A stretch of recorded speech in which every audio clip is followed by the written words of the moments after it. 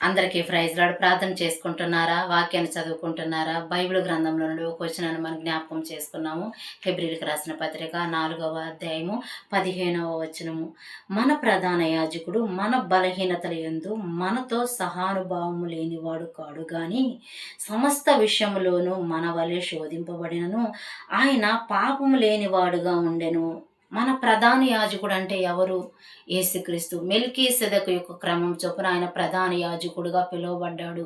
ఆయన సహానుభావం లేనివాడు కాదు. శ్రమలు వచ్చాయి, నిందలు వచ్చాయి, అవమానాలు వచ్చాయి, ఆయనకు అన్ని అనుభవాలు ఉన్నాయి. కానీ మన వలె ఆయన శోధింపబడి కూడా పాపం లేనివాడుగా జీవించాడు. మనము శోధింపబడినప్పుడు, మనము నిందింపబడినప్పుడు, మనం అవమానింపబడినప్పుడు, ఎవరైనా మనలో ఒక మాట అన్నప్పుడు మనకు సహనం ఉంటుందా? ఓర్పు ఉంటుందా? దేవుడు శోధింపబడినప్పుడు పాపం లేకుండా జీవించాడు. శోధన గెలిచి పాపం లేకుండా జీవించాడు. మనం శోధింపబడినప్పుడు మనం పాపంలో పడిపోతున్నామా చూసుకోవాలండి.